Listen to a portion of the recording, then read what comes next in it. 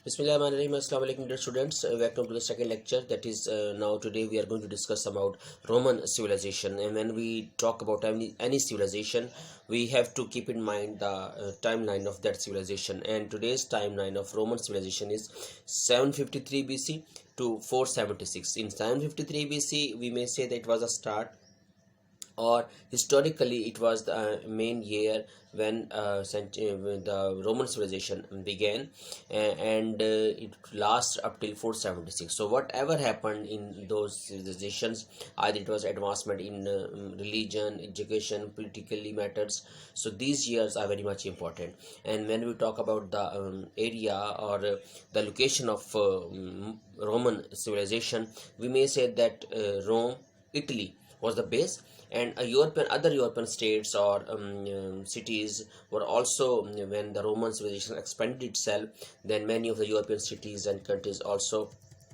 came under the Roman civilization's impression. So whenever we call the society of the ancient Rome, it was because the very at the in the beginning it was very small farmers tribes, and they just united themselves, and it became a very worldwide civilization. So Roman civilization started from the very meaning, like other civilizations, from short to a very big canvas.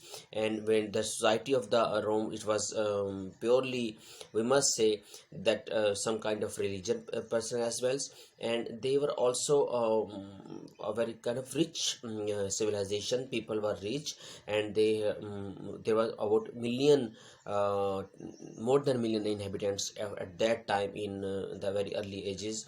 And then with the passage of time, they just expanded themselves accordingly. When we talk about the cities, we must say the Roman Empire contained around 2000 cities. For the Roman cities were communities which ran their own affairs, constituted the main buildings blocks of the empire. Every free person in the empire belonged to a city. Means even today we collect taxes for the people in that time in that civilization. The authorities or those people who were enforcing laws, they also collect some kind of taxes with other names, and they spend the same money on the people as well for their well-being. So cities were expanding by the passage of time, and they were a great architecture in those cities. We can't say that the architecture was not present. No doubt there was present some architecture already, there were buildings, but Romans, what did they do? They sharpened, they made them better, and even they built new buildings.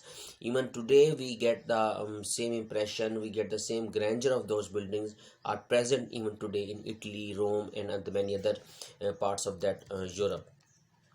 When we talk about the agriculture, as we said that first of all there were farmers in those civilizations, and they were the main profession of those people were farming. But then when the civilizations got the process of advancement, they developed other professions as well. But landlords, farmers, they were doing their best to improve their livelihood in living in that civilizations.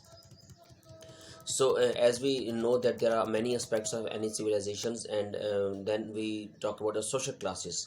It's not Islam that we don't believe in classes, but in Roman civilizations or many other civilizations of the world, they have strong belief in classes. At the top stood the senators.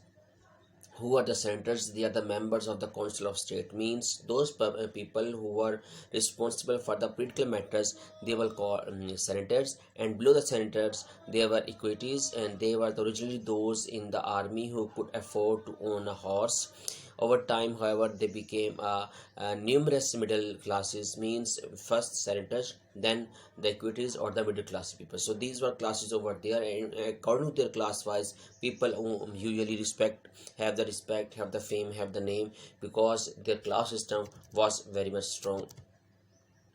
Then we move towards education. Young children of both sexes, either male or female, form a wide range of social backgrounds, attend small schools run by the slaves or ex-slaves in matter of households. Means the slaves were responsible to provide education to the kids of Roman people. Why slaves? Because the slaves were those people who were educated, who can write, who can speak. So they were over there to educate their kids, and this system was very much became successful as the children was getting more advanced education as at that time. Then the other heading we may discuss, that was their layer. In layer they usually play some games. They went outside having the even playgrounds. They show their layer time in making some kind of new games as well.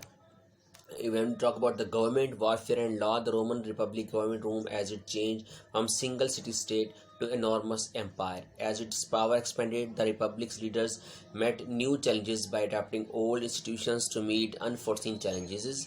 The republican government involved a mix of different institutions. There are magistrates, above all the two annually elected consuls, the senate, the council of state, composed of the most important men in Rome, senators.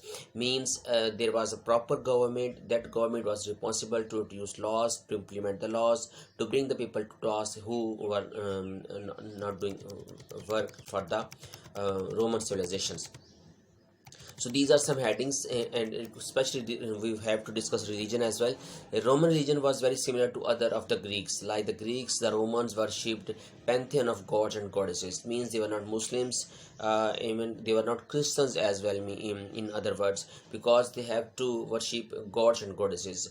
They say that this god may bring rain, this god may bring good crops, this god may bring happiness to their family, this god may bring some kind of prosperity to their family. Means they have allotted some fields to different gods and goddesses, as in Greeks. Usually Greeks do this. So their religion was to have belief in gods and goddesses, and they do in their worships in the temples as well. They have very good artwork. Their culture was very good. The architecture was very good. Grandeur architecture. Even still today, we have got a lot of buildings of those architecture in the Romans. So we may conclude that Roman civilization is one of the greatest civilization of the world.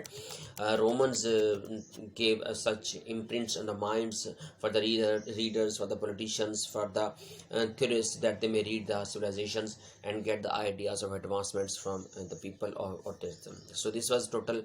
We have done the readings in the class as well. This one an extra reinforcement for your better understanding. If you can take guide from this video, it will be very better for you and for further your assignment as well. So if you have any query, any question, you may send me your message on my number 0300965583.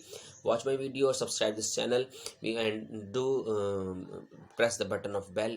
The next video will ultimately come to you. Take care. Allah Hafiz.